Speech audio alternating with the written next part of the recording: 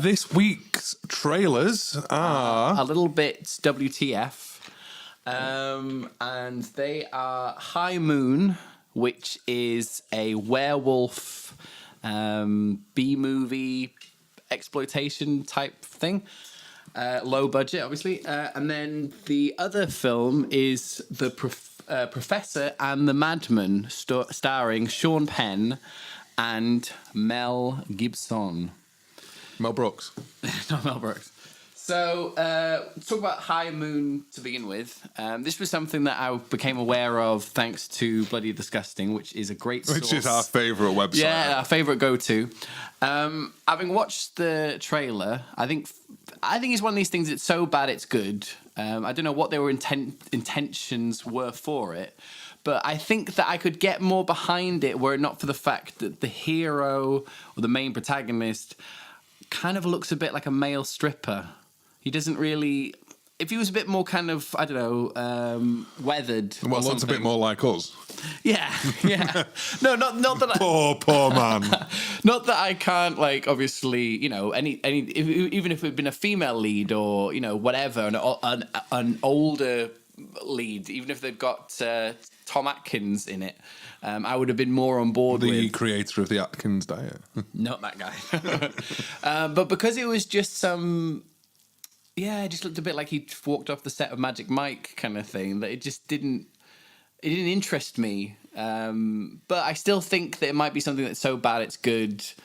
And the werewolf effect, considering I imagine their budget isn't that extensive, pretty decent.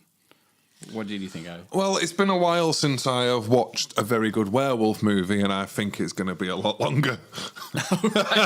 No. Don't get me wrong. From the trailer... Yeah, which we'll be playing over this video, so a little bit. Yeah, we will do on the YouTube on version. the YouTubes, yeah. If you're watching on YouTube, hello, hello. and subscribe. Yes. As part of our weekly trailer breakdown. Breakdown. I don't know. It could be great. It could be. It's one of them films that watching clips of it out of context doesn't do it any favors. No, it's true. It's a bit like watching Red Dead out of or the zombie Nazi film. Overlord? No, Red Dead or Red Dead? Not That's Red Dead. Game. That's a game. Dead Snow. Dead Snow, yeah. If you saw simply the trailer for that, you'd think it was pretty rubbish. But when you actually see it in its full context, it's actually a really good, fun film with a lot of cool kills and stuff. But it's very family orientated. Yeah, it's very. But could be good. Could be good. Could be not. Maybe if we can get like a screen a copy off the director or something before we... what are we laughing for? I'll send him a message. Yeah, it's true. No, just laughing because we kind of like led with more of a... No, I would like to see more of the film. I'm not going to lie. It piqued my interest enough to want to see more of the film. Okay, that's not... I have bad feelings in my bones that it might not be quite as good as I want it to be, but I want to be surprised. At least it hasn't got Tara Reid in it from leave my Tara alone. I've never met Tara Reid or really followed her career, to be fair. It could be a good film. So then, the trailer doesn't do it justice. No.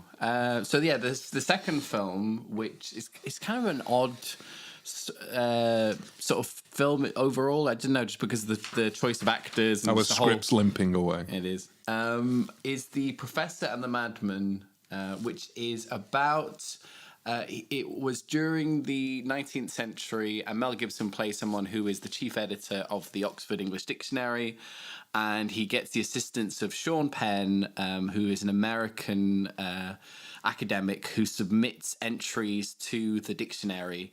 And despite everyone else's reservations, Mel Gibson says, "I want this guy on my team to help with the new editions of the dictionary." It was a bit... I thought it looked really good. It was sort of like good. I can imagine... It's the kind of film where I can imagine working on set of that film. I can imagine it must be... You can fill in the next word there. Crazy. Bat crazy. Especially with Mel Gibson's reputation and, you know, the kind of figure that he is. I can imagine the two actors coming at loggerheads, surely. Like Sean Penn as well. He's another eccentric method type individual. It shows a lot of promise, this film. I'm not going to lie. I have piqued interest.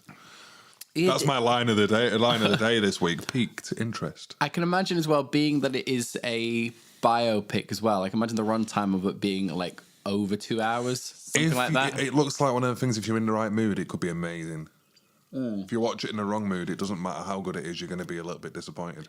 I did think that Mel Gibson's Scottish accent had decreased in quality since Braveheart, though.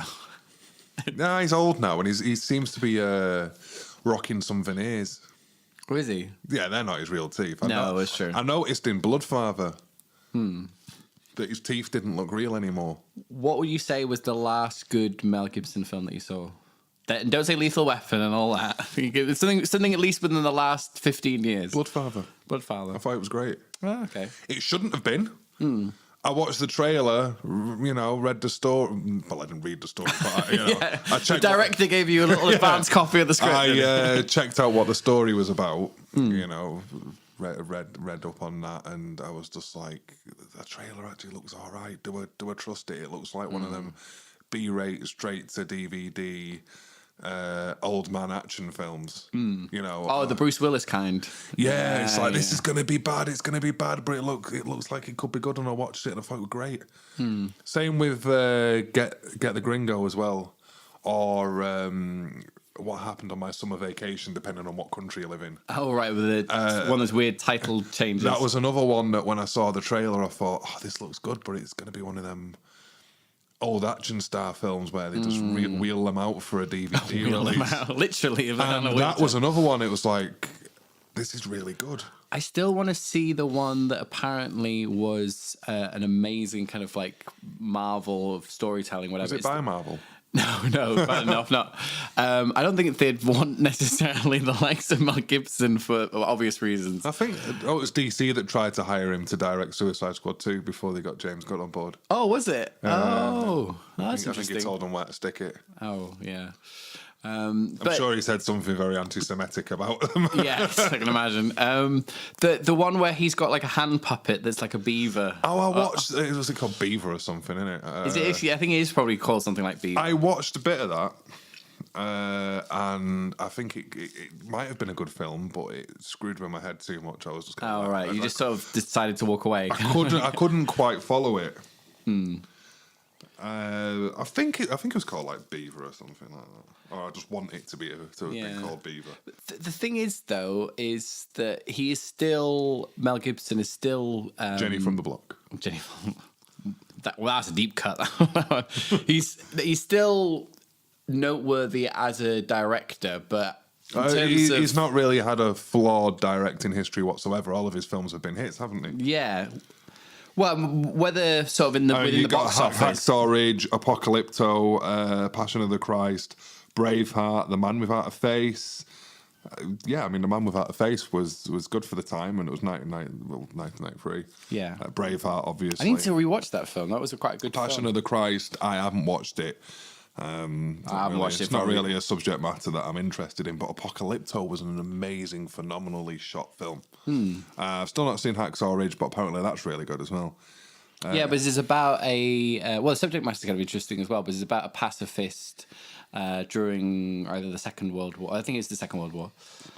But Bloodfather, yeah. Well, these are ones what he's acted in. So he's Machete in the second. He's the villain in Machete Kills. That's how I spent my summer vacations from 2012. But in different territories, it was called different things because it was called Get the Gringo. Oh, I know it's Get the Gringo. You see. It is a really, really good film. The Beaver. It was just called The Beaver. We were right. So he's not done Edge of Darkness. I watched. It was okay. There's a few. I'm just scrolling through his IMDb. Really. He's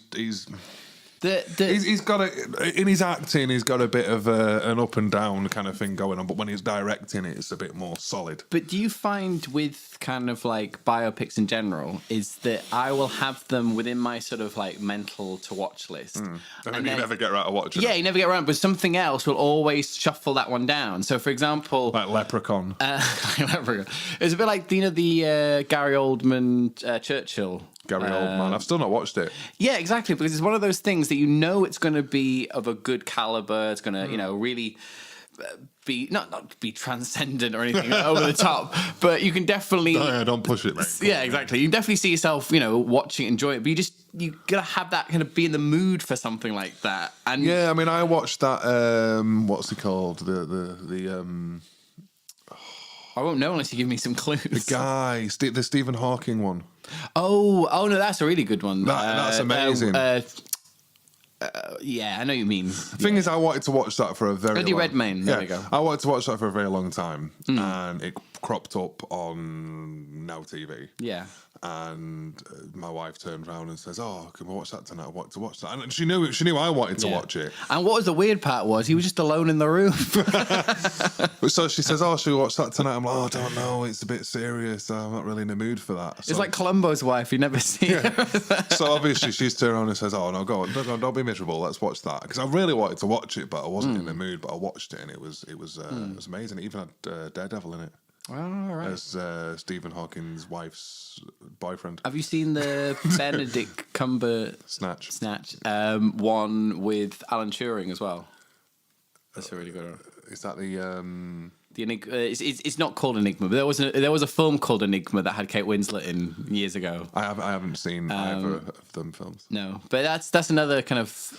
It's more. I don't tend to watch serious films. I'm all for the 80s and 70s and slashers and. Well, we're all about cult films, so cult films. Yeah. No, I'm saying I'm agreeing with what you're saying. We talk a lot about comic book films, but I suppose they are a cult of their own. They're cult films that just so happen to be mainstream now. Yeah, which wasn't the case back then. So yeah, that is our trailer talk for this week. And hopefully next week we'll have something a little bit more meat on the bone. Yeah, a bit more mainstream as well to talk about. But yeah, thank you very much.